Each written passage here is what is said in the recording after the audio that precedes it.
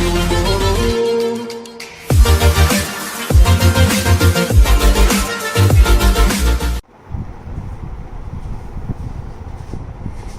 11th class students, I hope you all are doing insanely good.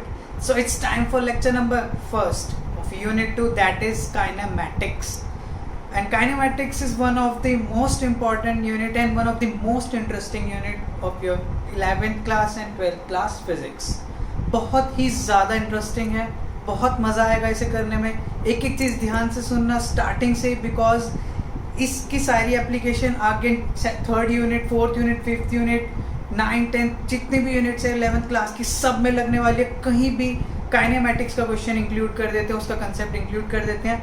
And then आपके +2 में भी ये concept बहुत ज़्यादा काम आने वाला है हर एक चैप्टर के अंदर. तो kinematics is the base of physics for 11th and 12th. तो आपको सबसे ज़्यादा इंपॉर्टेंट यही चैप्टर है और सबसे ज़्यादा ध्यान से यही चैप्टर आपको करना होगा. So these are the terms which we are going to discuss today. So let's start without wasting time. First is your mechanics, kinematics, motion in straight line. Kinematics is the name of the unit and the chapter is motion in straight line. अब बताता हूँ ये सारी चीज़ें क्या है. Motion in straight line तो आप लोग समझते हैं स्ट्रेट लाइन के अंदर मोशन. ये सारी चीज़ें भी अभी डेप्थ में डिस्कस हम इसी लेक्चर के अंदर करते हैं. Let's start. Mechanics first of all what is mechanics. जो आपका मैकेनिक्स है, actually physics is being divided into 3-4 parts, जो कि मैंने आपको फर्स्ट लेक्चर के अंदर ही बताया था कि इसके मैकेनिक्स है, इलेक्ट्रो वाला पार्ट भी है, उसके आगे थर्मो वाला पार्ट है, न्यूक्लियो फिजिक्स. तो मैकेनिक्स एक ऐसा पार्ट है जिसमें हम बॉडी के रेस्ट और मोशन के साथ डील करते हैं. Mostly we are going to deal with macroscopic particles या मैक्रोस्कोपिक ऑब्जेक्ट्स. मैक्रोस्कोपिक मीन जिनको आप नेकेड आइज से ऑब्जर्व कर सकते हो. हम बॉडी के मोशन की, कोई पर्सन चल रहा है, कोई कार चल रही है, ट्रक चल रहा है, कुछ ऐसी ऐसी बॉडीज के बारे में इसमें बात करने वाले हैं काइनेमेटिक्स के अंदर. तो मैकेनिक्स बेसिकली है क्या? फिजिक्स की ऐसी branch of physics which deals with the rest और मोशन ऑफ अ बॉडी और ऑब्जेक्ट. ये चीज़ आपको क्लियर हो गई है. बहुत सारी डेफिनेशन है, मैं सारी लिखने नहीं वाला हूँ, वेस्टेज ऑफ टाइम में, आप खुद भी पढ़ सकते हो वो चीज़ें. ठीक है.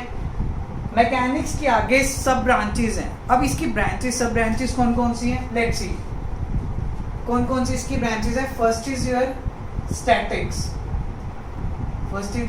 Statics. Then is your kinematics, जो कि हम डेप्थ में करने वाले हैं बहुत ज़्यादा. देन इज योर डायनामिक्स, ये भी करेंगे.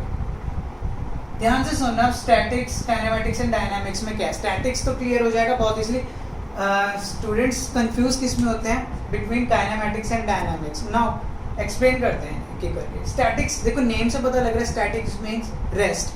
तो branch of physics which deals with the body at rest. तो किससे डील करेगा? Deals with bodies at rest. Means जो बॉडीज आपकी रेस्ट पे हैं उसे स्टडी करते हैं. अभी रेस्ट को भी बहुत ज़बरदस्त तरीके से डिफाइन करेंगे हम कि आज तक जो आप रेस्ट सोचते हुए आए हो ना, कोई बॉडी रेस्ट पे है, उसका मतलब भी अलग होता है. अभी वो भी देखेंगे, देखना कैसे. और इंटरेस्टिंग तरीके से ही कराऊंगा. काइनेमेटिक्स क्या है बेसिकली? देखो, kinematics deals with bodies in motion. ये तो ठीक है. डायनामिक्स भी सेम है, deals with body in motion. But दोनों में डिफरेंस क्या है? ये without considering its cause,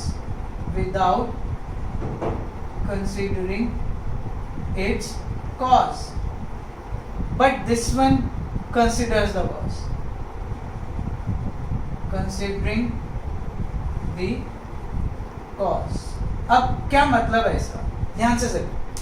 kinematics जो कि हम पढ़ने वाले हैं, इसमें हम मोशन के साथ डील करने वाले. बॉडी का मोशन होगा, उसके बारे में बड़े अलग अलग तरीके की स्टडी करेंगे कि इतना मूव कर गया, कितने टाइम में करा, किस रेट से करा, बहुत सारी चीज़ें. लेकिन we are not going to consider its cause. Motion किस वजह से हुआ है? ऑब्वियसली किसी बॉडी का कोई मोशन हो रहा है तो कोई फोर्स आई होगी, कोई एनर्जी होगी. तो हम उसकी ओरिजिन के बारे में कोई डिस्कशन नहीं करने वाले हैं. काइनेमेटिक्स के अंदर ओरिजिन के बारे में डिस्कशन नहीं करेंगे कि वो कोई बॉडी सपोज करो इस जगह से इस जगह मूव करी, तो वो कैसे करी, कितनी फोर्स लगी, कौन सी एनर्जी ने वर्क किया, कितना वर्क डन हुआ. तो हम इसके बारे में कोई चीज़ डिस्कस नहीं करेंगे in kinematics. So we are not going to take into consideration the cause of motion, that is kinematics.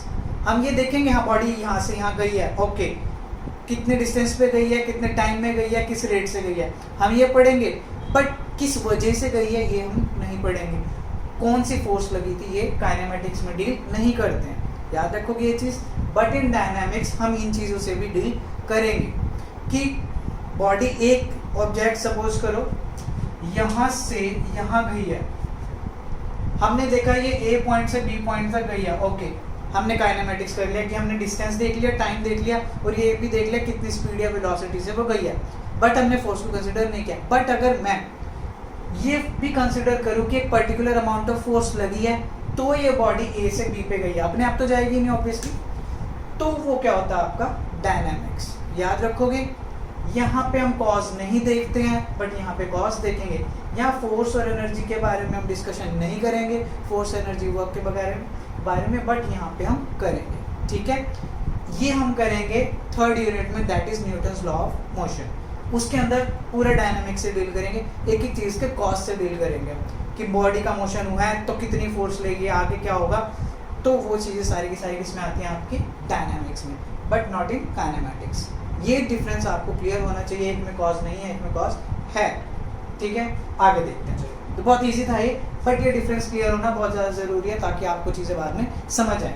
So the next one is your rest and motion. So let's define rest and motion. बहुत easy है, देखो rest बताने में कोई problem नहीं होनी चाहिए।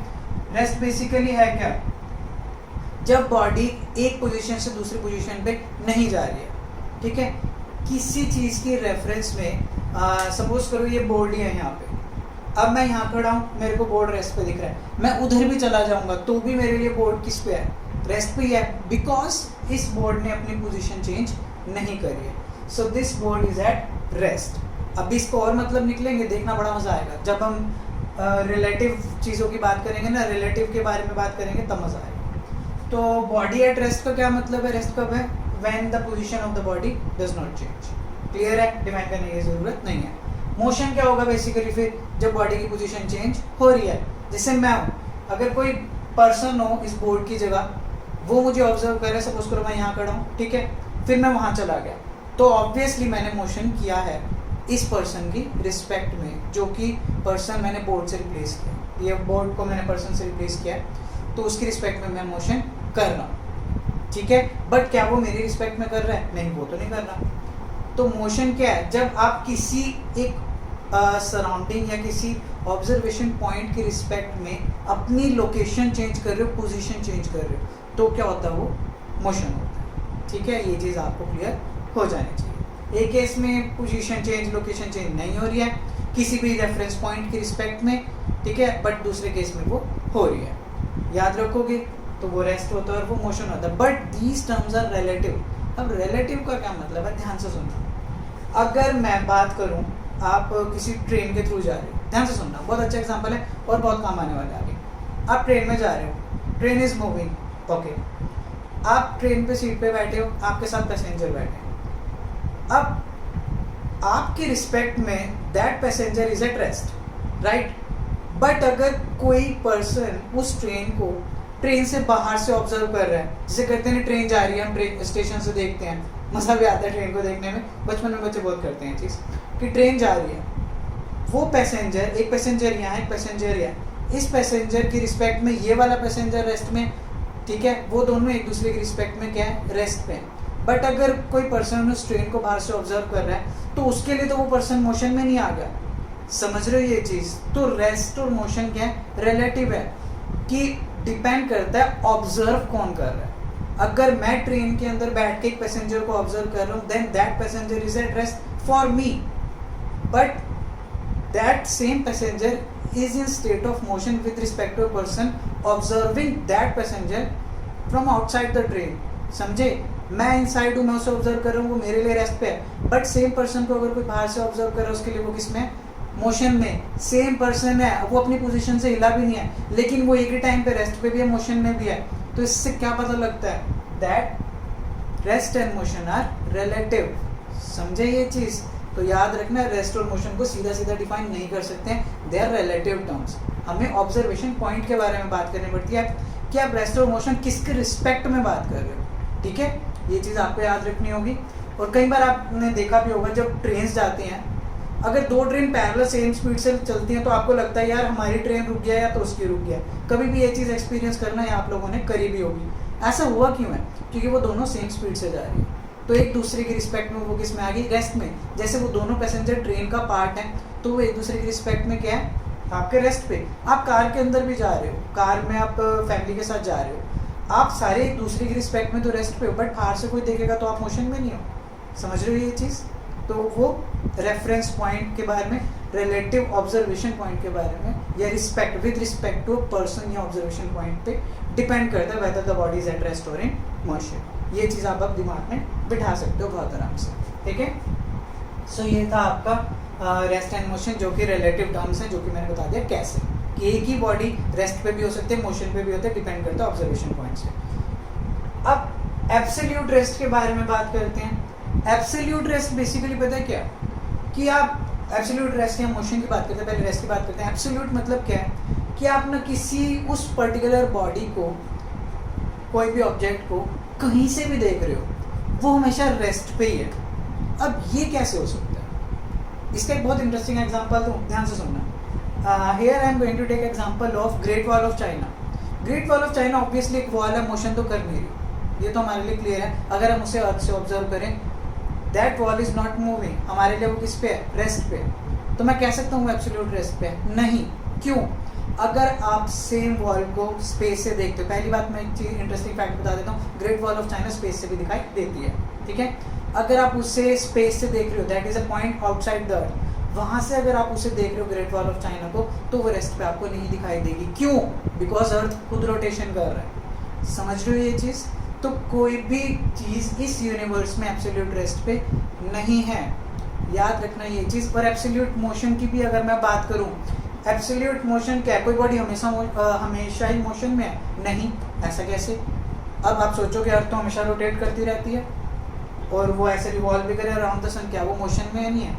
नहीं है वो मोशन में। कैसे? किस चीज़ की रेफरेंस में मोशन में नहीं है? Because motion is also relative term. Jio stationery satellite होते हैं, जियो स्टेशनरी सैटेलाइट जैसे अर्थ ऐसे रिवॉल्व करते हैं from west to east, same direction में वो सेम वेलोसिटी से रिवॉल्व करते हैं। तो अगर आप जियो स्टेशनरी सैटेलाइट से अर्थ को देखोगे तो अर्थ आपको रेस्ट पे दिखाई देगी। क्यों? दोनों सेम स्पीड से मूव करें, सेम डायरेक्शन में मूव करें। वहीं आप अर्थ से जियो स्टेशनरी सैटेलाइट को देखो तो वो भी रेस्ट पे दिखाई दे रहे हैं। क्या अर्थ रेस्ट पे है? नो। क्या जियो स्टेशनरी सैटेलाइट रेस्ट पे? नहीं। दोनों मोशन में है, बट क्या दोनों एब्सोल्यूट मोशन में है? नो, क्योंकि वो एक दूसरे की रिस्पेक्ट में क्या है? रेस्ट पे है। समझ रही है ये चीज़? तो एब्सोल्यूट रेस्ट भी एग्जिस्ट नहीं करता, एब्सोल्यूट मोशन भी एग्जिस्ट नहीं करता। और इसका एक सबसे बड़ा रीज़न क्या है? Big bang. Big bang theory आप लोगों ने शायद पढ़ी होगी या सुना भी होगा। उस बिग बैंग थ्योरी के अकॉर्डिंग क्या है? Universe is expanding. कि एक यूनिवर्स बना कैसे था? कि एक बहुत बड़ा कोलिजन हुआ था, कि एक ब्लास्ट ही हुआ काइंड ऑफ, और उसके बाद चीज़ें बाहर ऐसे निकलने लगी। और ऐसे अब कह रहे हैं कि यूनिवर्स एक्सपैंड होता जा रहा है। ये चीज़ मतलब अर्थ भी दूर जा रही है, सन, ये सारी चीज़ें क्या एक्सपैंड हो रही है यूनिवर्स। तो वो चीज़ हमेशा क्या है? मोशन में ही है। लेकिन जब दो चीज़ें एक साथ सेम वेलोसिटी से जा रही है, वो एक दूसरे की रिस्पेक्ट में क्या है? रेस्ट पे भी हैं, लेकिन वैसे वो किस में?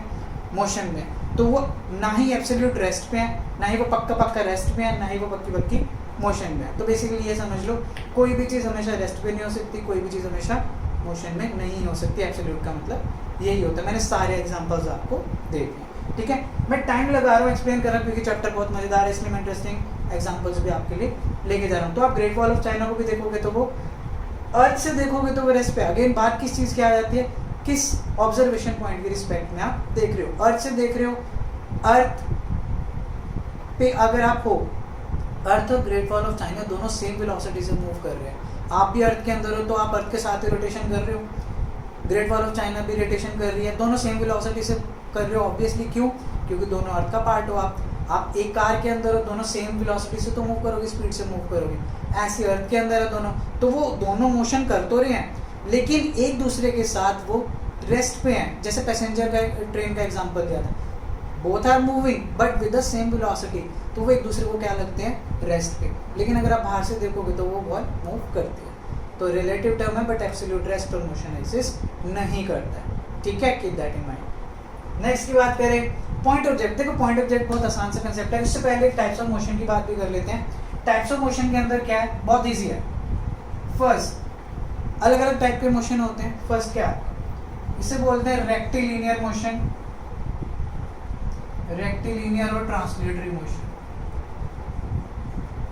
अब देखो रेक्टिलिनियर और ट्रांसलेटरी मोशन एक बहुत बहुत बेसिक एग्जांपल है, means motion in a straight line. कोई चीज़ सीधे सीधे पाथ में मूव करिए, जैसे आप ट्रेन का एग्जांपल ले सकते हो, काफ़ी लंबे ट्रैक तक आपकी सीधी सीधी वो जाती है। नहीं तो एक एग्जांपल दूँ, शायद अगेन एक इंटरेस्टिंग एग्जांपल लेता हूँ। यूएस में वेगस के पास आई थिंक एक रोड है, उसे बोलते हैं डेथ वैली। वो बहुत लंबी रोड है, पता नहीं कितने किलोमीटर है, वो स्ट्रेट लाइन पे है बिल्कुल। तो उस टाइप पे जब आपकी कार चलेगी ना, तो वो रेक्टिलिनियर और ट्रांसलेटरी मोशन होता है। याद रखो कि एक straight line path, death valley का एग्जांपल आप याद रख सकते हो। उसके बाद अगर मैं बात करूँ, डेथ वैली इसलिए बोलते हैं क्योंकि उस रीजन के अंदर कुछ भी नहीं है, सिर्फ रोड है, कुछ नहीं मिलेगा आपको, ना ही होटल मिलेगा, ना ही कोई गैस स्टेशन समथिंग करके कुछ नहीं मिलता है। रेक्टिलिनियर और translatory motion in straight line, बहुत सिंपल और बहुत इंटरेस्टिंग एग्जांपल से आपको बता दिया। उसके बाद is your circulatory motion, circulatory और रोटेटरी। देखो नाम से पता लग रहा है सर्कुलेटरी और रोटेटरी, मतलब कोई सर्कुलर पाथ में चीज़ घूम रही है। तो बहुत इंटरेस्टिंग एग्जांपल हो सकते हैं इसके। तो अर्थ ही लगा लो आप एग्जांपल, इसका मून लगा लो। तो ये सारे के सारे क्या है, सर्कुलेटरी और रोटेटरी के एग्जांपल हैं कि बॉडी को सर्कुलर पाथ में मोशन करिए। अपना फैन का एग्जांपल ले लो। उसके बाद जो बात करते हैं, बहुत आसान था ये तो। एक और मोशन होता है आपका वाइब्रेटरी। अब ये वाइब्रेटरी मोशन क्या होता है, देखो वाइब्रेशंस का मतलब, या वाइब्रेटरी मोशन का मतलब होता है to and fro motion, to and fro और back and forth about a mean position. ये लाइन मत भूलना, ये चीज नहीं भूलनी है sentence, about a mean position.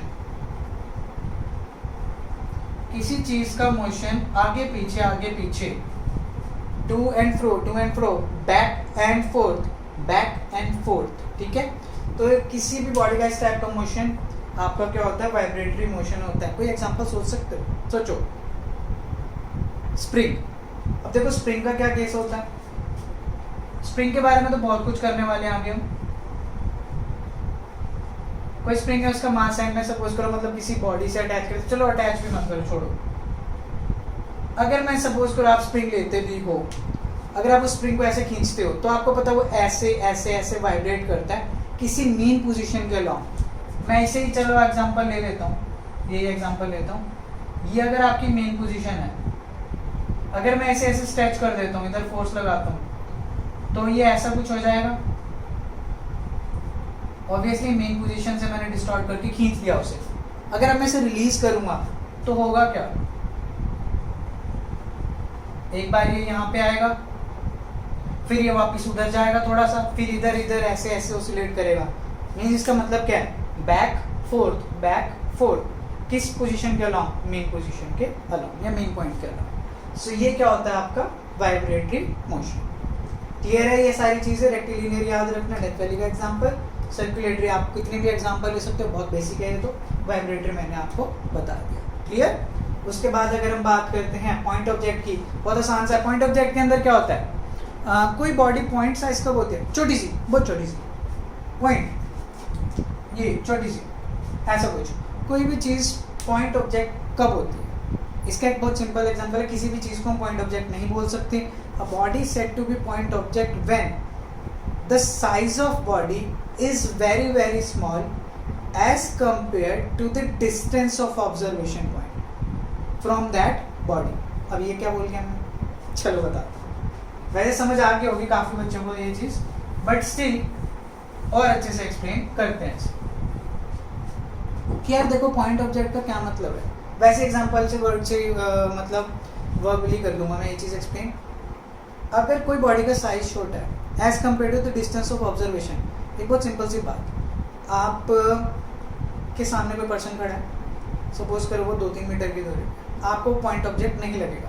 मतलब अच्छा खासा साइज लगेगा। अगर उसी पर्सन को बहुत ज़्यादा दूर खड़ा कर दो, लाइक 500 मीटर या 1 किलोमीटर, तो क्या आपको वही साइज दिखेगा उसका? नहीं ना, वो आपको पॉइंट साइज दिखाई देने लग जाएगा, बहुत छोटा सा दिखाई देने लग जाएगा, उसे मैं दूर खड़ा कर देता हूँ। ऐसा क्यों?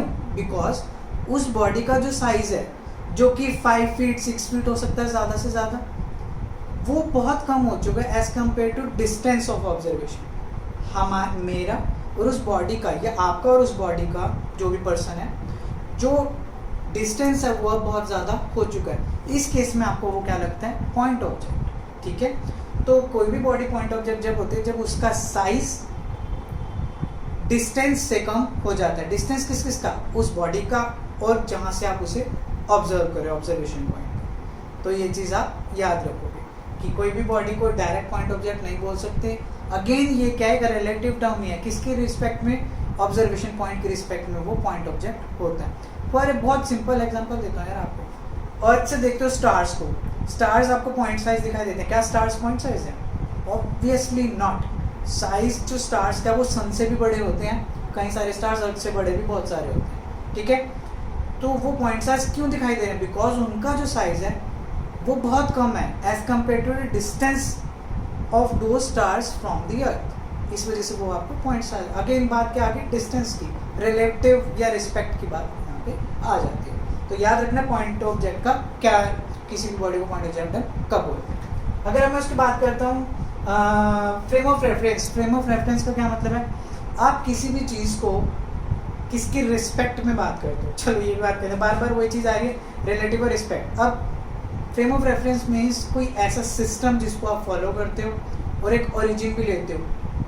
अब ये बात ऊपर से निकल गई होगी बट अब नहीं निकलेगी जब एग्जांपल दूंगा। ध्यान से सुनना। आपने 10th क्लास में करा होगा कि अगर आपको मैं ये दे दूँ, इसे प्लॉट करो, इस कोऑर्डिनेट को प्लॉट करो, कर सकते हो। आप कैसे करते हो? फर्स्ट ऑफ ऑल इसको करने के लिए आप करोगे क्या? फ्रेम ऑफ रेफरेंस क्या आपके पास? मतलब आप इस चीज़ को डिफाइन करने के लिए सबसे पहले क्या करते हो? एक कोऑर्डिनेट सिस्टम ड्रॉ करते हो, वाई एक्सिस लेते हो, एक एक्स एक्सिस लेते हो। ठीक है, उसके बाद आप कंसिडर क्या करोगे? ये 2 और 4 कहाँ से हैं डिस्टेंसेस? ऑब्वियसली ओरिजिन से। तो इस टाइप का सिस्टम जहाँ पे आपको कोऑर्डिनेट एक्सिस गिवन है और आपके पास एक क्लॉक भी होती है, इसके अंदर एक पूरी डेफिनेशन है कि frame of reference is such a system with having a coordinate axis and a clock.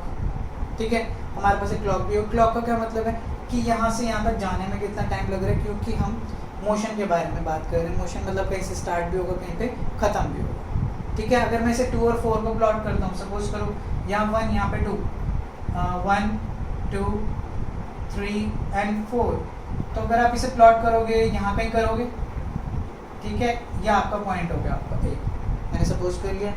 तो इस टाइप के सिस्टम को बोलते हैं हम फ्रेम ऑफ रेफरेंस, कि आपके पास कोई कोऑर्डिनेट सिस्टम है तो आप उसके रिस्पेक्ट में आप चीज़ को प्लॉट कर सकते हो। ठीक है, मतलब उसके रिस्पेक्ट में आप चीज़ को किसी को डिफाइन कर सकते हो, किसी की रिस्पेक्ट में। तो एक ये जो कोऑर्डिनेट है किसके रिस्पेक्ट में प्लॉट किए मैंने? कोऑर्डिनेट सिस्टम और ओरिजिन के रिस्पेक्ट। याद रखोगे। इसके दो वो भी हैं part. First is inertial frame of reference, inertial frame of reference. अब यार इसके अंदर क्या है? और एक और है नॉन इनर्शियल। चलो ये भी देख लेते हैं। देखो इनर्शियल फ्रेम ऑफ रेफरेंस वो है जो न्यूटन्स फर्स्ट लॉ को फॉलो करता है। Follows Newton's first law, follows Newton's first law. अभी न्यूटन्स लॉ भी आएंगे बट मैं अभी डिफाइन कर देता हूँ। ये फॉलो नहीं करता है, नॉट फॉलो लिख दो, जो मर्जी लिखो, it do not follow, doesn't follow. तो inertial frame of reference, inertia एक टर्म होती है। इनर्शिया का मतलब होता है कि अगर कोई बॉडी रेस्ट पे है तो वो रेस्ट पे रहेगी, कोई बॉडी मोशन में है तो वो मोशन में रहेगी। तो कोई भी सिस्टम जो इस चीज़ को फॉलो करता है वो होता है आपका इनर्शियल फ्रेम ऑफ रेफरेंस। लेकिन कोई चीज़ जब इसको फॉलो ना करे कि कोई बॉडी रेस्ट पे है तो रेस्ट पे रहेगी, मोशन में है तो मोशन में रहेगी, तो वो non inertial frame of reference हो जाता है।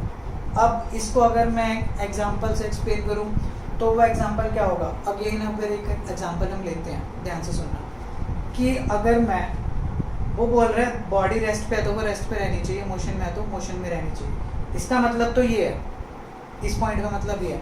अब सुनना कैसे, अगर मैं किसी बॉडी को जो रेस्ट पे है, मैं अर्थ से ऑब्जर्व कर रहा हूँ, अर्थ पे खड़े खड़े, सपोज करो आपका बोर्ड ही है, अगर मैं इस बोर्ड को ऑब्जर्व कर रहा हूँ अर्थ से, चलो मैं ग्रेट वॉल ऑफ चाइना का एग्जांपल ही ले लेता हूँ, वहीं से खत्म हो जाएगी चीज़। मैं अर्थ पे खड़े होकर, मतलब वॉल के पास जाके खड़े होकर उसे ऑब्जर्व कर रहा हूँ, मेरे लिए वो किस पे है, रेस्ट पे है। तो body at rest must remain at rest, मेरे लिए तो वो रेस्ट पे है, तो वो कौन सा लॉ फॉलो कर रही है, यस और no, Newton first law follow कर रही है, जो कि क्या है, एक बॉडी रेस्ट पे है तो रेस्ट पे रहे, मोशन पे है तो मोशन में रहे, तो मेरे लिए तो वो रेस्ट पे ही है, वो रेस्ट पे रह रही है।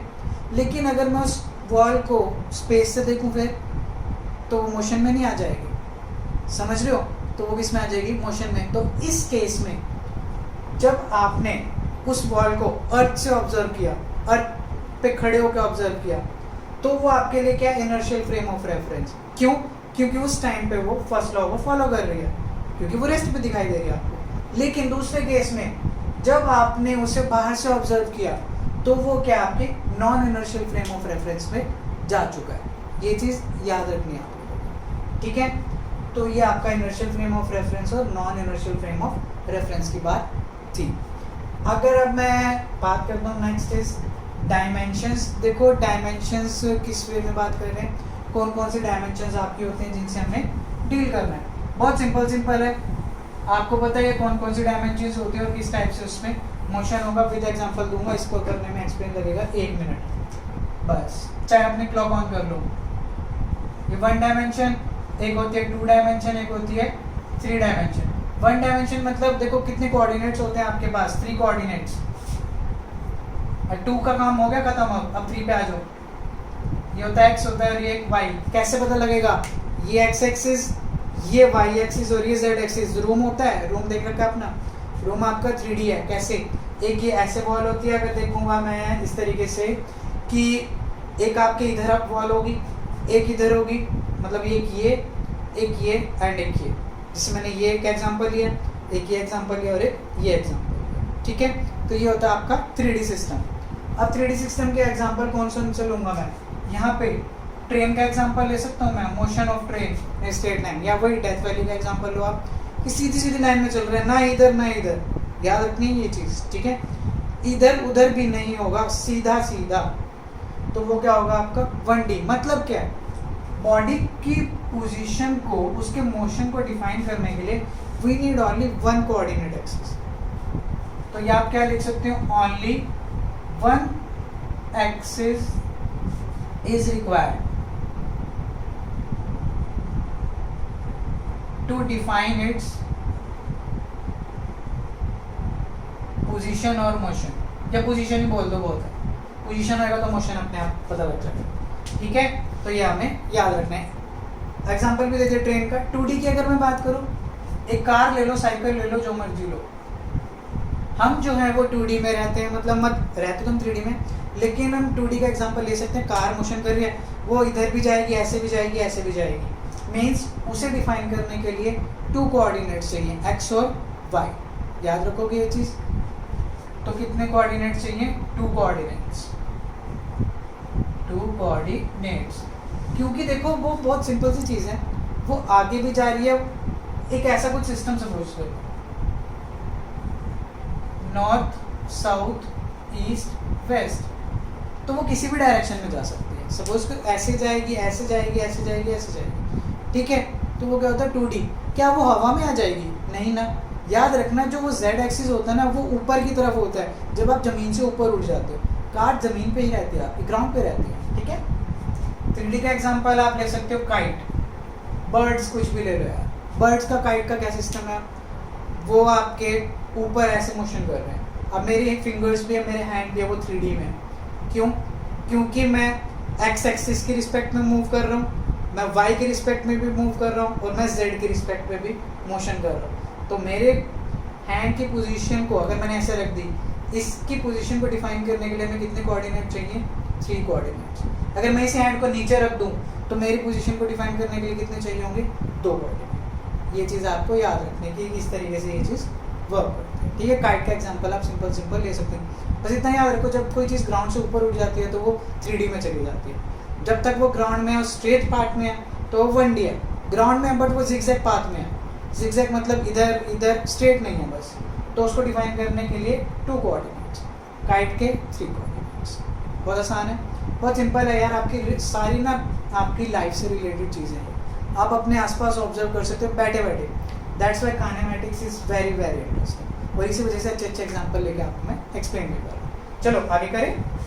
आगे हम बढ़ते हैं स्केलर एंड वेक्टर के ऊपर। अगर हम बढ़ें, चलो देखो 2 क्वांटिटीज होती है आपकी, स्केलर एक वेक्टर। स्केलर का मतलब होता है जिस सिर्फ वैल्यू, इसको बहुत ज़्यादा डेप्थ में भी करेंगे हम क्योंकि वेक्टर्स आगे पूरा ही है। स्केलर का होता है मैग्नीट्यूड ऑनली, इसका होता है मैग्नीट्यूड ऑनली।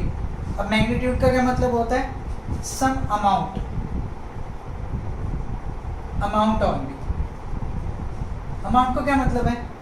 फॉर एग्जाम्पल आपके घर में मिल्क आता है 1 kg 2 kg, ऐसा कुछ होता है। मैं ले लो एग्जाम्पल क्या है इसका, मास, जिसमें क्या है सिर्फ अमाउंट से हम हमारा कंसर्न जो है वो किससे, अमाउंट से।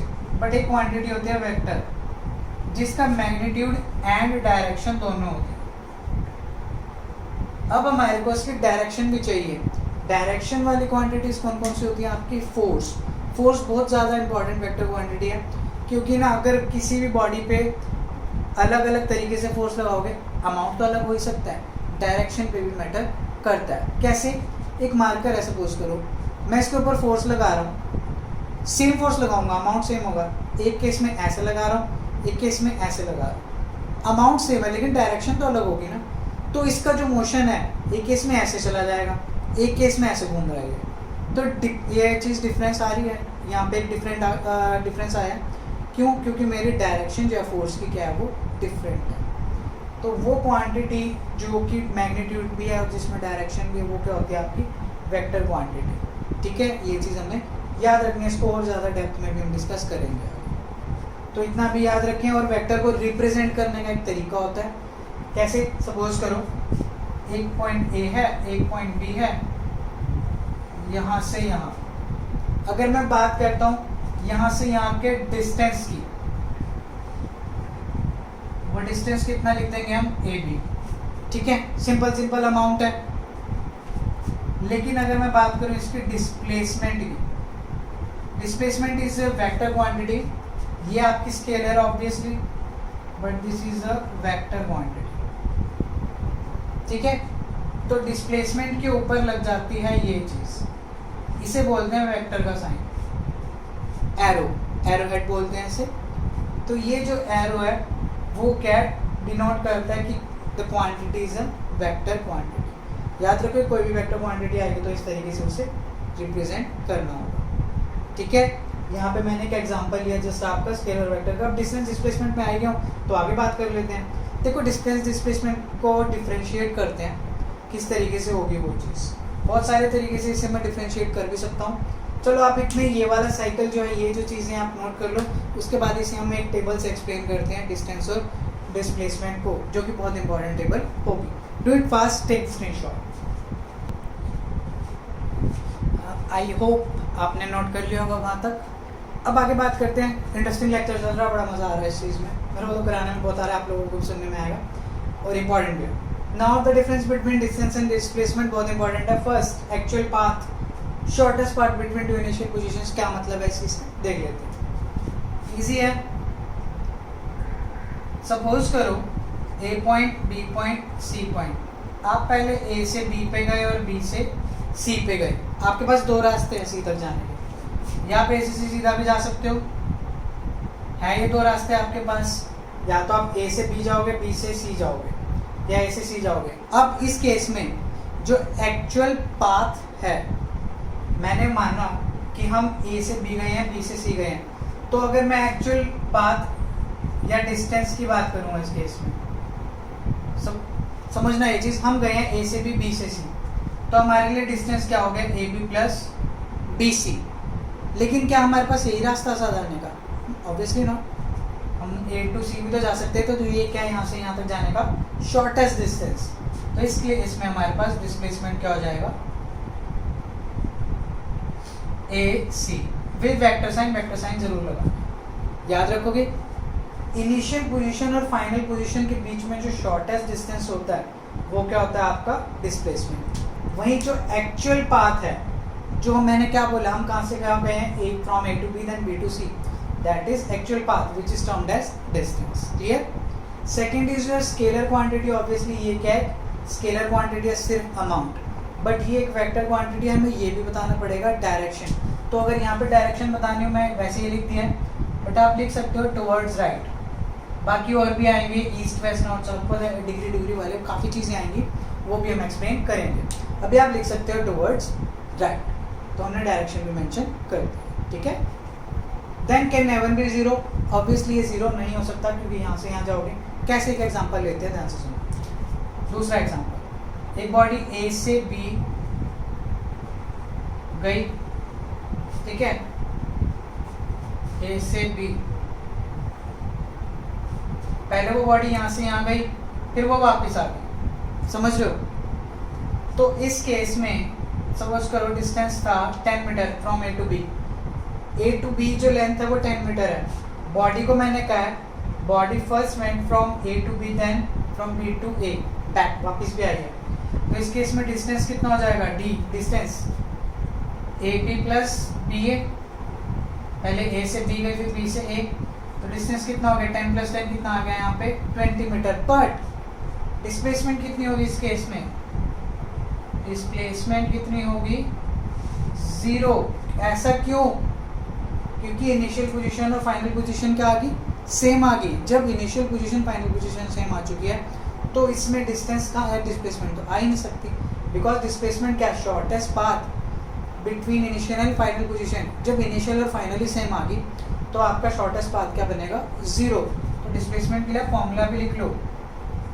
डिस्प्लेसमेंट बेसिकली क्या है, final position minus initial position, final position minus initial position. तो ये चीज आपको याद रखनी होगी, ठीक है।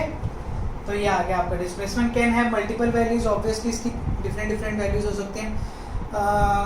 फॉर एग्जांपल आप अपने घर से जाते हो स्कूल, अलग अलग पाथ है आपके पास, यस और नो, तो अलग अलग डिस्टेंसेस हैं, लेकिन एक ऐसा कोई रास्ता जरूर होगा जो सबसे छोटा पड़ता होगा, तो वो क्या, उसकी displacement. So we can have multiple values of distance. आप अलग अलग रास्ते से जा सकते हो, ठीक है।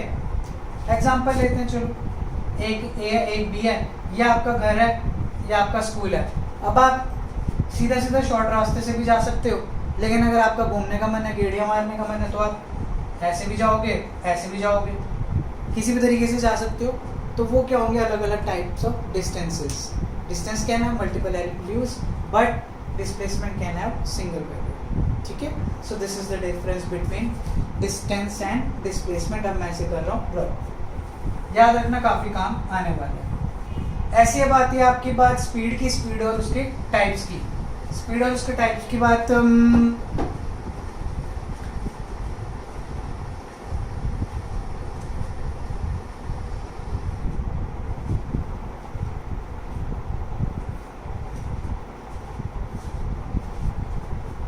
तो अब बात स्पीड की करते हैं, और स्पीड के अलग अलग टाइप्स हैं, फटाफट वो भी डिस्कस कर लेते हैं।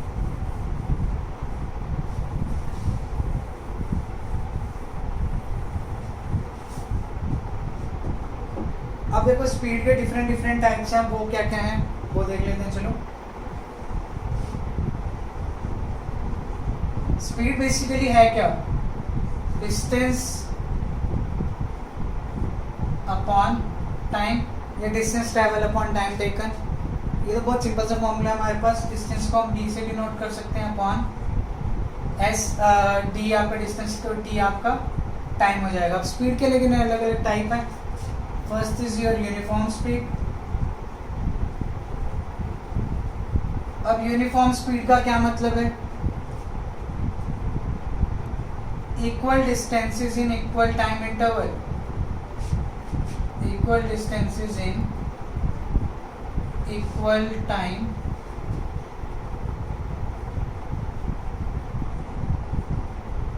intervals। अब ये कैसे चीज एक्सप्लेन कर सकते हैं, equal distances in equal time intervals. देखो बहुत सिंपल है,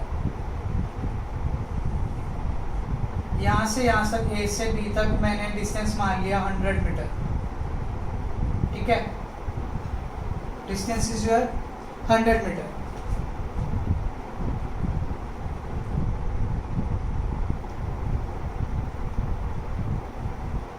और उस 100 मीटर को मैंने 4 पार्ट्स में डिवाइड कर दिया, 25 metre, 25 metre, 25 metre and 25 metre, ठीक है। और मैंने मान लिया ये सारे जो 25, 25, 25 है उन्हें कवर करने के लिए 10 सेकेंड 10 सेकेंड 10 सेकेंड लग रहे, 10 सेकेंड 10 सेकेंड 10 सेकेंड 10 सेकेंड। तो इस टाइप के केस में जब बॉडी आपकी इक्वल डिस्टेंस कवर करती है, equal time interval, the body is said to be in state of uniform speed, body की स्पीड जो है यूनिफॉर्म, ठीक है। तो ये चीज़ बहुत ईजी है। Next is your non uniform और वेरिएबल, नॉन यूनिफॉर्म और वेरिएबल, ये बड़ी सिंपल है। बस इसमें करना क्या है, डिस्टेंसेस अनइक्वल होंगे, टाइम इक्वल होंगे। डिस्टेंस अनइक्वल मतलब यही 100 का अगर मैं एग्जांपल लेता हूँ, चलो यहीं ले लेते हैं। सपोज करो यहाँ पे मैंने कर दिया 35 और यहाँ पे मैंने कर दिया 15 और यहाँ पे मैंने कर दिया सपोज करो 20 और यहाँ पे कर दिया 30। तो अब ये बॉडी का क्या मोशन है आपका, नॉन यूनिफॉर्म मोशन है। इस बॉडी का मोशन किस टाइप का होगा आपका, नॉन यूनिफॉर्म टाइप का मोशन होगा, बिकॉज अलग अलग डिस्टेंसेज है लेकिन टाइम इंटरवल सेम है। डिस्टेंसेज जब डिफरेंट कवर करता है तो आपकी स्पीड की वैल्यूज भी क्या आएंगी, डिफरेंट डिफरेंट आएंगी। तो this type of scenario is termed as non uniform speed, non uniform और वेरिएबल स्पीड। लिख सकते हो unequal distances, unequal distances in equal time intervals, in equal intervals। उसके बाद आपकी कौन सी स्पीड आएगी, यूनिफॉर्म होगी, नॉन यूनिफॉर्म होगी, average speed. Now average speed से क्या मतलब है हमारा, देखो average speed basically means total distance upon total time, total distance upon total time. Total distance मतलब कि इसी केस में ले लो आप, कितना टाइम है, टोटल डिस्टेंस कितना है 100 और टोटल टाइम कितना है 40, तो ये क्या आ जाएगी 2.5 मीटर पर second. So this is your average speed, ठीक है, ये भी इजी है। एक आती है आपकी वेरिएबल, या वेरिएबल भी नहीं, इंस्टेंटेनियस, ये थोड़ी ज्यादा इंपॉर्टेंट है। तो instantaneous speed, speed at any instant, speed at any instant. Speed at any instant का मतलब क्या होता है, किसी भी पर्टिकुलर पॉइंट पे, एग्जैक्ट पॉइंट पे आपकी स्पीड कितनी है। इससे डिनोट, अगर मैं स्पीड को किससे डिनोट करता हूं, चलो मैं एस से डिनोट करता हूं, तो ये होता है, अगर मैं इसे एस से डिनोट कर रहा हूं तो limit delta t tends to 0, कुछ अजीब अजीब वियर्ड सा आया है, कोई बात नहीं, बट डेल्टा डी लगा लो आप अपॉन डेल्टा टी, जो कि आपका बाद में बन जाएगा डी, चलो मैं इसे एस ले लेता हूं, आसान रहेगा, एस भी नहीं एक्स लेते हैं, D x by D T. देखो अब इस टर्म का क्या मतलब है वो ध्यान से सुनना।